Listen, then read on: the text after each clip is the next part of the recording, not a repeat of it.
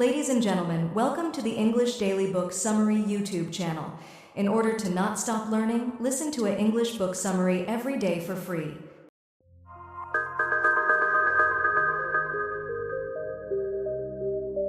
Adam Zeman, The Shape of Things Unseen. A New Science of Imagination. Imagine a bolt of lightning. The touch of velvet. Your first kiss. The center of the earth. Imagination is simply our most profound and powerful ability. It gives us the ability to travel through time, to decouple from the present, to recall the past, to project into the future. It allows us to untether from reality, to enter novelistic and cinematic worlds, to entertain hypothetical scenarios, to depart from what is and to consider what might be. We all imagine, instinctively. Now, developments in our understanding of the mind and brain allow scientists and psychologists to explain this instinctual process in greater detail than ever before. This blink is a snapshot of our contemporary understanding of imagination, what it is, how it works, and how we can train its capacity. 3 types of imagination. Let's go on a road trip. An imaginary one, of course. How you imagine this trip is completely up to you. I'll leave the type of vehicle you're traveling in, the weather that you're moving through, and even the music on the stereo up to you and your imagination. All you need to know is this: we'll be making 3 stops along the way. 1 stop for each of your imagination's key functions. Let's hit the road.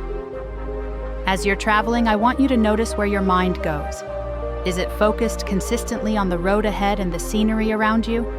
Or does something you see, perhaps a roadside diner, a distinctive tree, a road sign, trigger a memory or a feeling? I'm guessing it's the second. Because the thing is, our minds are constantly wandering. Time to hop out and stretch your legs. We've arrived at our first stop, everyday imagination. Though maybe it should be called every minute of the day imagination. Seriously. Researchers once conducted a study where participants received random notifications throughout the day asking them to report where their minds were. In 49% of responses, so nearly half the time, the participants' minds were wandering, meaning they were not fully focused on the task at hand. In fact, there was only one activity where participants were consistently focused on the here and now: having sex. Okay, let's hit the road again.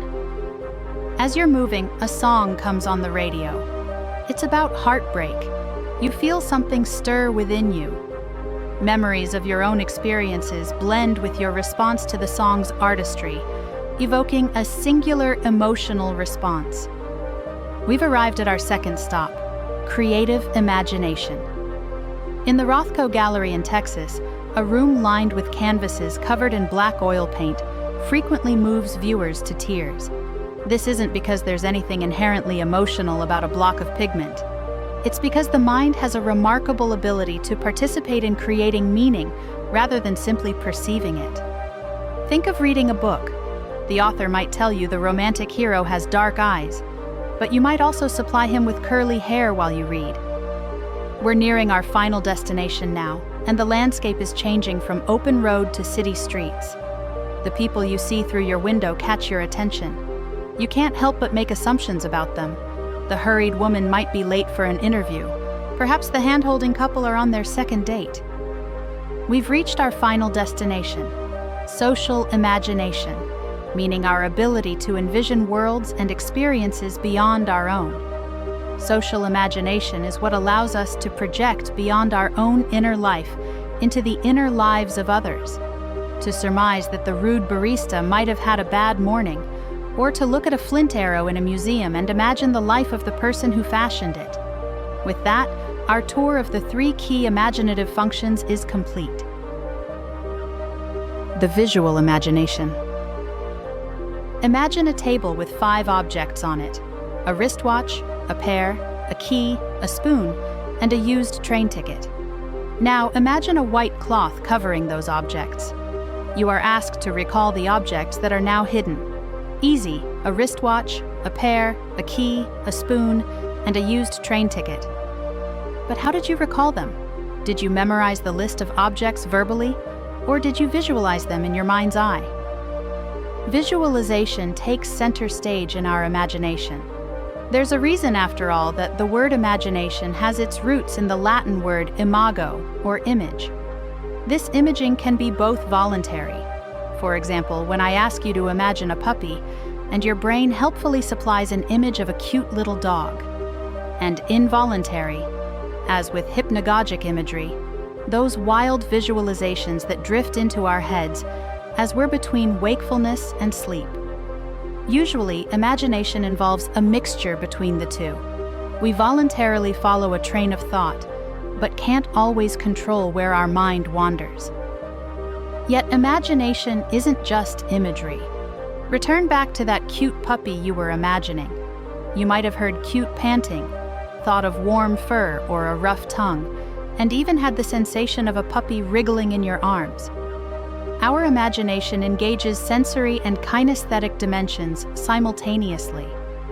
Imagination is a form of cognition, or thought. Other forms of cognition include our ability to form memories, communicate through language, and direct our attention. Neuroscience has shown us regions of the brain devoted to these cognitive functions. But where does imagination and visualization lie on this map of the brain? Perhaps because imagination is so multimodal, we can't pin down one region. Instead, imagination seems to activate networks across the brain, integrating information from various sensory and cognitive systems all at once. We do know that mental visualization activates certain biological connections. Scientists at the University of Oslo performed an elegantly simple experiment, reasoning that if asked to visualize something bright, the participants' pupils should constrict. Remarkably, that's exactly what happened, just as they would when seeing an actual bright object, suggesting that mental imagery and visual perception rely on shared neural mechanisms. Back to those 5 objects under the cloth. When you visualized them, you activated processes woven deeply into your biology and perception, using the same rich and complex processes that construct your entire inner world. Pretty neat, right? Imaginative breakthroughs. I've got a riddle for you. What single word links pine, sauce, and tree? Now, you might get the answer straight away, but more likely your process will look like this: a mixture of methodical reasoning and creative leaps. These creative leaps lie behind what we're going to call productive imagination, the creative spark that enables innovation. Throughout history, these sparks have revolutionized our understanding of the world. One evening in the 1880s, Belgian chemist Friedrich Kekule was dozing by the fire. He had spent the day trying to work out the structure of the chemical component benzene. Now, drifting to sleep, he dreamed of atoms dancing around like snakes. One snake was eating its own tail. On waking, Kekule immediately realized that benzene was structured like a ring, or, if you prefer, like a snake eating its tail. Kekule's random spark wasn't singular.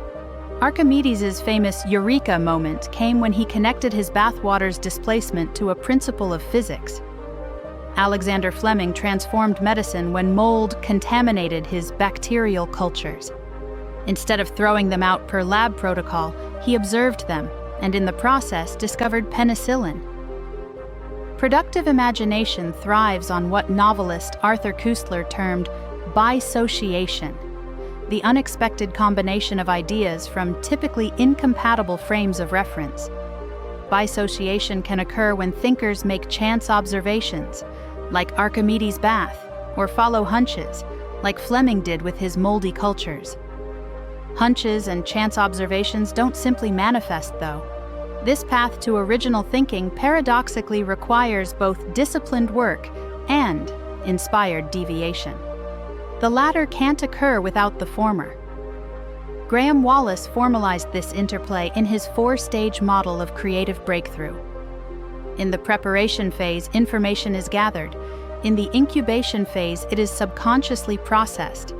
A breakthrough moment comes at the illumination point, followed by testing and refining in the verification phase. This sequence mirrors how we might solve our opening riddle. First, a phase of methodical consideration, followed by possible frustration, a moment of insight, and finally, confirmation of the answer, which is apple, by the way. Forming imagination. Meet Maria. She's very young, so young in fact that she's yet to be born, but already the embryonic beginnings of her imaginative capacity are beginning to take shape. She begins life as a cluster of cells. By her 3rd week in utero, Maria's ectoderm has formed. This is the critical outer embryonic layer that gives rise to her nervous system.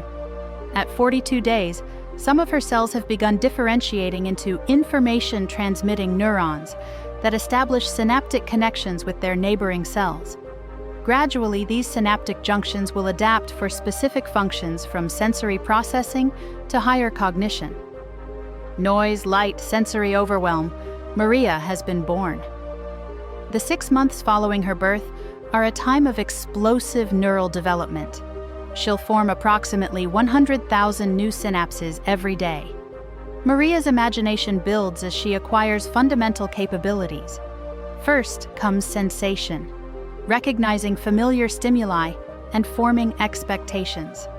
Next, perception and conceptual formation. She begins categorizing. Furry creatures on 4 legs are different to shiny objects on wheels. As she categorizes, she builds semantic memory, her mental storage system for meanings, concepts, and knowledge about the world. Joint attention emerges as her mom and dad direct her focus to objects and events. Her mom points to a bird, for instance, and Maria follows her mom's finger. This shared experience becomes the foundation for imitation, as Maria tries to copy what her parents do. Symbolic understanding blossoms into pretend play. Maria serves imaginary food to parents from empty plates or uses a banana as a telephone. By age 3, Maria's social sphere expands to include her peers. Until now, she has played alongside, but not with, other children. Now she collaborates imaginatively. Between ages 3 and 6, she cultivates theory of mind, the understanding that others possess different thoughts and perspectives than her own. This supports her grasp of complex concepts like deception, for example, hiding a toy and telling someone it's lost. Imaginary friends and elaborate pretend scenarios provide safe environments for Maria to test social models before applying them in reality. In her earliest days, Maria's capabilities allowed her imagination to flourish. Now her imagination gives her new capabilities, from empathy and narrative comprehension to social intelligence and counterfactual thinking. Like Maria, we are shaped by our imaginations, and our imaginations shape our worlds. Imagination gone wrong. Imagine returning home to find your loved one replaced by an identical imposter, someone who looks and behaves exactly like them, yet somehow isn't them. It's the stuff of science fiction, unless you suffer from Capgras delusion. Then it is your lived reality. What is a delusion? In essence, it's imagination gone awry. Delusions are fixed, false beliefs that remain resistant to contrary evidence and exist in a disconnect from their sufferer's social and cultural context. Where delusions take hold, the boundary between the real and the imaginary is dissolved, creating a troubling new landscape of perception. The field of cognitive neuropsychiatry explores how these boundaries become blurred within the brain. Capgras syndrome provides a fascinating window into this phenomenon. Research has shown that individuals with damage to facial recognition areas may not consciously recognize loved ones, yet still display measurable physiological responses, like increased skin conductance, indicating emotional arousal when seeing familiar faces. Neuropsychiatrists have hypothesized that Capgras might represent the inverse, when normal facial recognition does not trigger the expected emotional response. This insight led to the two-factor theory of delusions. The first factor is the specific content of a delusion, like failing to experience emotional recognition when seeing a spouse's face. The second factor involves a breakdown in belief evaluation systems, typically associated with frontal lobe function, which allows the delusion to take hold despite evidence to the contrary. While the content of delusions varies tremendously, from John Nash's belief he would become Emperor of Antarctica, to France's King Charles VI's conviction he was made of glass, this second factor, the failure to properly evaluate beliefs, appears universal across delusional disorders. Building on this two-factor hypothesis, modern neuroscience suggests the predictive coding theory to explain why delusional thinking can become embedded. It works like this. Our brains constantly generate predictions about our sensory environment. When we encounter something unexpected, the resulting prediction error triggers an update to our internal models. In psychosis and delusional states, this system malfunctions in two critical ways. Either the brain generates excessive prediction errors, causing ordinary events to seem surprising and meaningful, or it fails to properly incorporate these errors, refusing to update beliefs. Delusions may represent the mind's attempt to create coherent explanations for these persistent, unexplained prediction errors, through the creation of narratives that, bizarre as they may seem, resolve that internal cognitive dissonance. Imaginative potential. You've heard of the placebo effect, right? It's one of the most fascinating phenomena in medicine. Patients experience real physiological improvements simply because they believe they're receiving treatment. Our imagination can literally alter our physical reality and reduce pain. Yet this is merely the beginning of imagination's transformative potential. Take music. More specifically, take the trombone. Studies of trombonists have shown that when they mentally rehearse their pieces, vividly imagining the movements, sounds, and sensations of playing, they significantly improve their actual performance. What's more, combining physical practice with mental rehearsal produces superior results compared to physical practice alone. And there's more to it than playing the imaginary trombone. Imagination can actually build physical strength. Researchers at the University of Iowa conducted experiments where one group performed isometric strength training with their little finger, while another group merely imagined pushing against an obstacle with that finger. After several sessions, both groups demonstrated increased finger strength. The physical training group showed more significant gains, but the imagination-only group also experienced measurable improvement without any actual exercise. More seriously, imagination can also play a crucial role in healing psychological trauma. Therapies for PTSD utilize imagination through techniques like image rescripting, where patients reimagine traumatic scenarios with different outcomes, and prolonged exposure therapy, which entails mentally revisiting trauma in safe environments. Modern approaches are even attempting to prevent PTSD before it develops. Traumatic memories consolidate through imagination, where they can calcify into intrusive images that play on a loop for PTSD sufferers. So new interventions try to circumvent this imaginative process before it can start. For example, patients who've experienced potentially traumatic events, like car accidents, play Tetris while discussing the incident with therapists.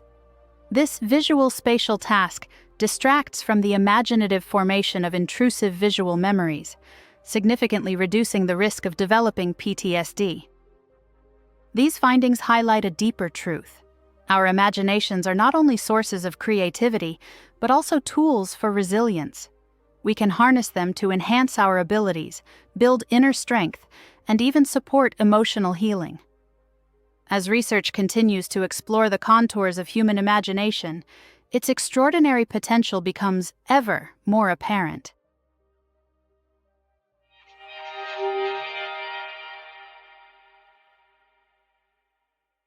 In this blink to The Shape of Things Unseen by Adam Zeman, you've explored the many dimensions of imagination, its everyday, creative, and social modes, and its wide-ranging functions, from fueling breakthroughs to supporting social and cognitive growth. Imagination has the power to expand our abilities in profound ways, Yet when our internal regulatory systems falter, it can just as easily lead us into delusion. We've also delved into its neurological foundations, uncovering how imagination draws on brain networks that overlap with memory, perception, and emotion. This vast spectrum of imaginative capacity reveals the extraordinary variability of human inner experience and the subtle yet powerful ways our imaginative lives shape how we think, connect, and understand ourselves. Okay, that's it for this Blink. We hope you enjoyed it. If you can, please take the time to leave us a rating. We always appreciate your feedback. See you in the next Blink.